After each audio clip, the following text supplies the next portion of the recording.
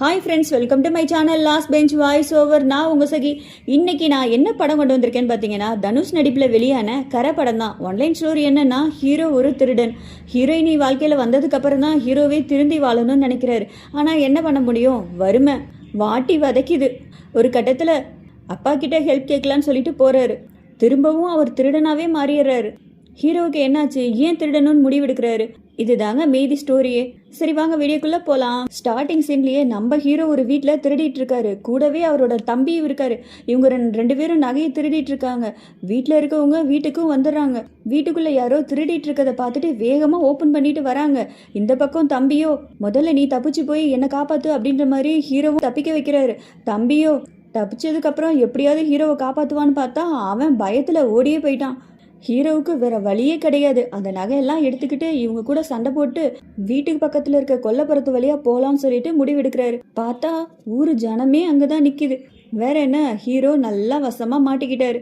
இந்த விஷயத்த கேள்விப்பட்ட ஹீரோயினியும் அந்த போலீஸ்காரங்க கிட்ட எவ்வளவோ சொல்றாங்க. சார், என் வீட்டுக்காரர் எந்த தப்புமே பண்ணல, விட்டுருங்க சார் அப்படின்ற மாதிரி எவ்வளவோ கெஞ்சி பாக்குறாங்க. ஹீரோ கிட்ட போய் நீ எந்த தப்புமே பண்ணல, அந்த நகையை திருடலன்னு சொல்லு அப்படின்ற மாதிரி இவங்க எவ்வளவோ கேட்டு பாக்குறாங்க. ஹீரோவோ நீ எல்லாம் எதுக்கு இங்க வந்த, முதல்ல இங்க இருந்து கிளம்பு அப்படின்ற மாதிரி சொல்றாரு. ஹீரோயினியோ விடவே இல்லாம நீ அந்த நகை எடுக்கலன்னு சொல்லு அப்படின்ற மாதிரி எவ்வளவோ கேட்டு பாக்குறாங்க. ஹீரோவோ நான் தான் அந்த நகை எடுத்தேன் அப்படின்ற மாதிரி உண்மையை ஒத்துக்கிறாரு. இந்த பக்கம் படத்தோட வில்லனை தான் காமிக்கிறாங்க. இவரு கூடிய சீக்கிரமாவே ரிட்டையர்மெண்ட் ஆக போறாரு. போறதுக்குள்ள ஒரு நல்ல கேஸை பிடிச்சி மக்கள் மனசுல ஏதாவது ஒரு பேரை வாங்கிட்டு போகணும் அப்படின்ற மாதிரி நினைக்கிறாரு. அப்பதான் பக்கத்து ஊர்ல இந்த மாதிரி நகை திருடு போனதை கேள்விப்படுறாரு. மேல் அதிகாரிக்கு ஃபோன் பண்ணி சொல்றாரு. அந்த மேல் அதிகாரியோ அந்த திருடனை நீ பிடிச்ச அப்படின்னா இந்த நல்ல பேர் உனக்கு கிடைக்கும், நீ சீக்கிரமா ரிட்டையர்மெண்ட் ஆக போறீல்ல, இது உனக்கு நல்ல பேர் வாங்கி தரும் அப்படின்ற மாதிரி சொல்றாரு. நகை திருடு போனது வேணா 50 பவுனாதான் இருக்கும், இவரோ 100 பவுனுன்னு சொல்லிட்டு பேப்பர்ல எல்லாத்துக்கிட்டே நியூஸ் கொடுத்துட்றாரு.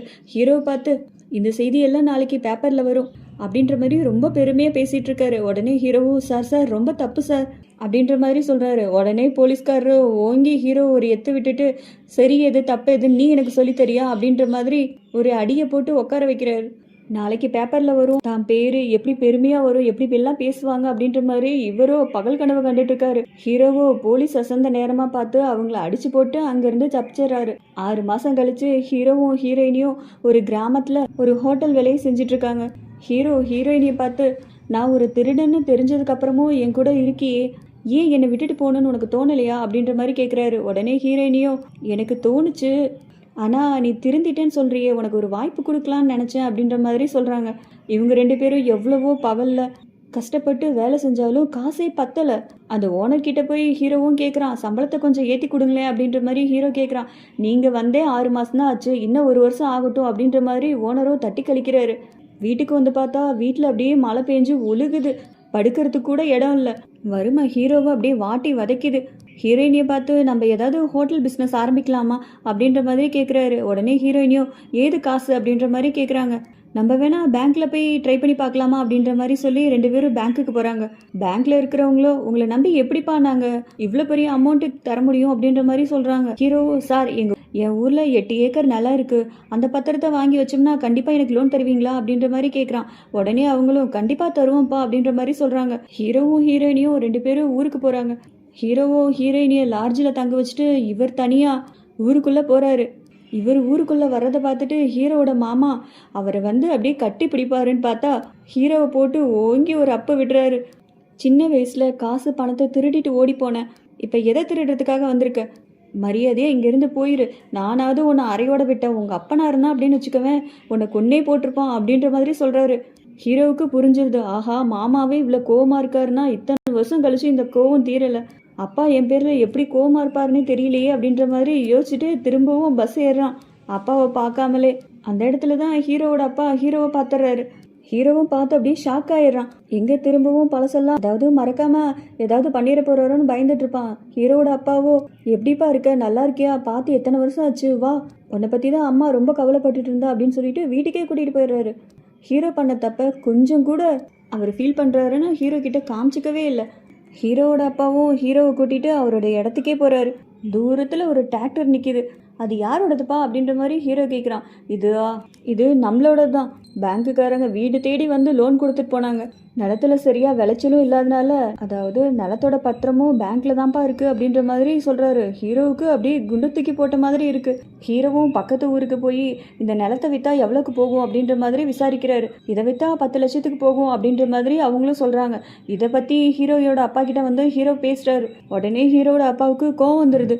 நான் இறந்ததுக்கு அப்புறம் என்னோட பணத்தை என்னோட இடத்துல தான் அடக்கம் பண்ணணும். நான் இந்த இடத்த விற்க விட மாட்டேன் அப்படின்னு ரொம்ப எமோஷ்னலாக பேசிட்டு இருக்காரு. மறுநாள் பேங்க்ல இருந்து ஒரு லெட்டர் வந்திருக்கு. அதை ஹீரோ எடுத்து பார்த்து அதிர்ச்சியில உறைஞ்சு நிற்கிறாரு. பேங்க்ல இருந்து ஒரு நோட்டீஸ் வந்திருக்கு. இன்னும் 1 மாசத்துக்குள்ள இந்த நிலத்தை மீட்கல அப்படின்னா கண்டிப்பா இந்த நிலத்தை நாங்க ஜப்தி பண்ணிடுவோம் அப்படின்ற மாதிரி வந்திருக்கு. அப்பா கிட்ட போய் இந்த லெட்டரை ஹீரோ காமிக்கிறான். உங்களுக்கும் இல்லாம எனக்கும் இல்லாம பாருங்க, பேங்க்குக்காரர் அதை சாப்பிடணும்னு நினைக்கிறான். இப்ப என்ன பண்ண போறீங்க? நான் இங்கே வந்ததே இந்த நிலத்தை விற்றுட்டு பணத்தை வாங்கிட்டு போகலான்னு தான் வந்தேன் அப்படின்ற மாதிரி ஹீரோ சொல்லிடுறான். உடனே அப்போ நீ காசுக்காக தான் இங்கே வந்தியா? திருந்தி எங்களோட இருக்கணுன்றதுக்காக வரலையா அப்படின்ற மாதிரி அப்பா உடஞ்சி போயிடுறாரு. நடந்தது எல்லாத்தையும் ஹீரோயினிக்கிட்ட ஹீரோவும் சொல்கிறாரு. இவ்வளோ நடந்ததுக்கு அப்புறமும் உன் அப்பா உன் மேலே ஒரு தப்பு கூட சொல்லலை. நீ பண்ண தப்பை எவ்வளோ பொறுமையாக ஹேண்டில் பண்ணாரு. அதுதான் அவரோட பெருந்தன்மை அப்படின்ற மாதிரி ஹீரோயினி எடுத்து சொல்கிறாங்க. ஹீரோவுக்கு அப்போ தான் புரியுது தான் பண்ண தப்பு என்னன்னு. சரிவான்னு சொல்லிட்டு ஹீரோவும் ஹீரோயினியும் அவங்க வீட்டுக்கு போகிறாங்க. அம்மா கிட்ட ஹீரோ சொல்கிறான், இவதாம்மா நான் கல்யாணம் பண்ணிக்கிட்ட பொண்ணு அப்படின்ற மாதிரி. உடனே அம்மாவோ போ அப்பா கிட்ட போய் சொல்லு அப்படின்ற மாதிரி சொல்கிறாங்க. ஹீரோவும் கூட்டிகிட்டு போய் காமிக்கிறாரு. அப்பா நல்ல தூக்கத்தில் தூங்கிட்டு இருக்காரு போல. இவன் பேசுகிறான், எந்திரிக்கவே இல்லை. பார்த்தா அவர் தூக்கத்திலே அவரோட உயிர் பிரிஞ்சிருக்கு. அப்பாவை அடக்கம் பண்ணலான்னு சொல்லிட்டு அவரோட இடத்துக்கே போகிறாங்க. அந்த சடங்கெல்லாம் பண்ணிட்டு இருக்காங்க.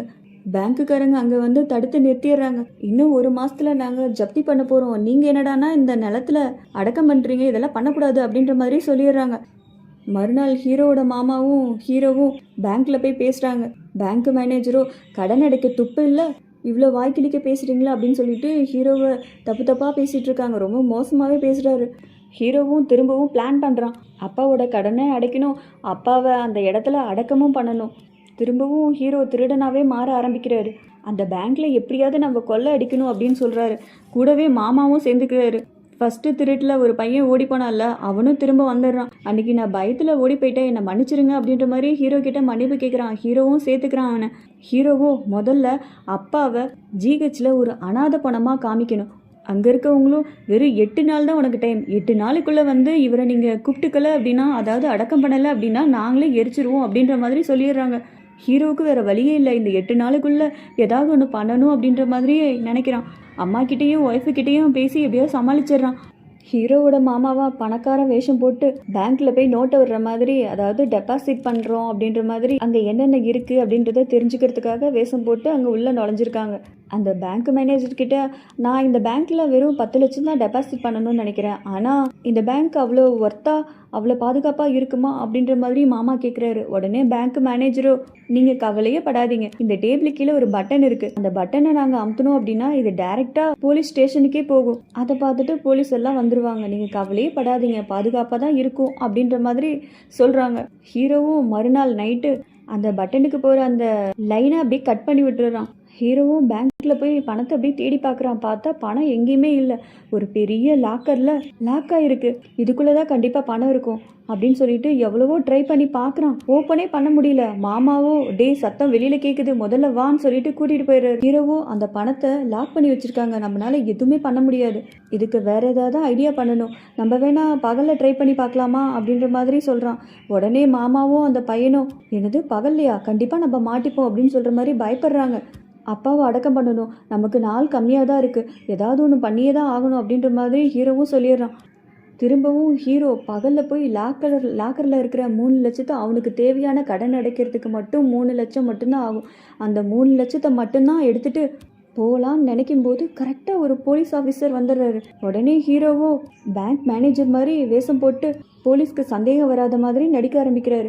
அவரும், இன்னும் 10 நாளில் நான் வேற ஒரு வேலைக்கு போக வேண்டியது இருக்குது, அதனால அக்கௌண்ட் ஒன்று ஓப்பன் பண்ணி கொடுங்களேன் அப்படின்ற மாதிரி சொல்கிறாரு. சுற்றியும் முற்றியும் பார்க்குறாரு, பேங்க்கில் யாருமே இல்லை. இவருக்கு உடனே சந்தேகம் வருது, என்ன பேங்க்கில் யாருமே இல்லை அப்படின்ற மாதிரி ஹீரோ பார்த்து கேட்க, இங்கே வேலை செய்கிற ஒரு பொண்ணுக்கு கல்யாணம், அதனால தான் எல்லாரும் போயிருக்காங்க அப்படின்ற மாதிரி ஹீரோ சொல்கிறாரு. சரி, அதுக்காக செக்யூரிட்டி கூடவா இல்லை அப்படின்ற மாதிரி அவரும் போலீஸ்காரும் கேட்குறாரு. உடனே ஹீரோவும் அவர் தான் எங்கேயாவது டீ குடிக்க பக்கத்தில் எங்கேயாவது போயிருப்பாருன்னு சொல்லி சமாளிக்கிறாரு.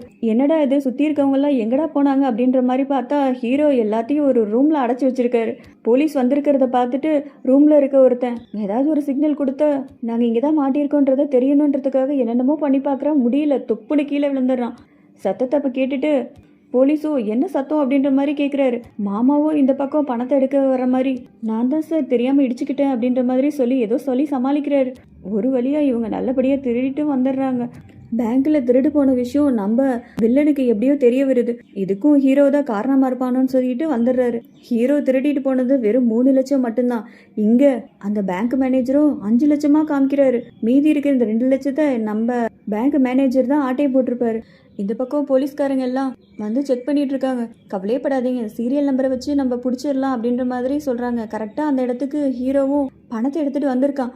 எங்கடா ஹீரோ மாட்டிக்க போகிறாரா அப்படின்ற மாதிரி நம்ம எதிர்பார்த்துட்டு இருந்தா அங்கே தான் ஒரு ட்விஸ்ட்டு. ஹீரோ நைட்டோட நைட்டாக ஒரு ஜவுளி கடையில் போய் பூட்டை உடைச்சி இந்த பணத்தை அங்கே வச்சுட்டு அந்த பணத்தை இவர் எடுத்துகிட்டு வந்திருக்காரு. நீங்கள் கேட்ட மொத்த பணமும் இங்கே இருக்குது, எங்களோட பத்திரத்தை கொடுங்க அப்படின்ற மாதிரி மாமா சொல்கிறாரு. உடனே பேங்க் மேனேஜரோ என்ன அசல் மட்டும்தான் கொடுத்துருக்கீங்க, வட்டி யார் கொடுப்பா அப்படின்ற மாதிரி கேட்குறாரு. என்னடா இதுன்னு பார்த்தா வட்டியே இன்னும் 1.5 லட்சம் வர வேண்டியது இருக்குது. இவங்க கொடுத்தது 3 லட்சம், மீதி 1.5 லட்சத்துக்கு என்ன பண்ணுறதுன்னு தெரியாமல் இவங்க முழிச்சிட்டு இருக்காங்க. மாமாவும் டென்ஷன் ஆகி கத்துறாரு.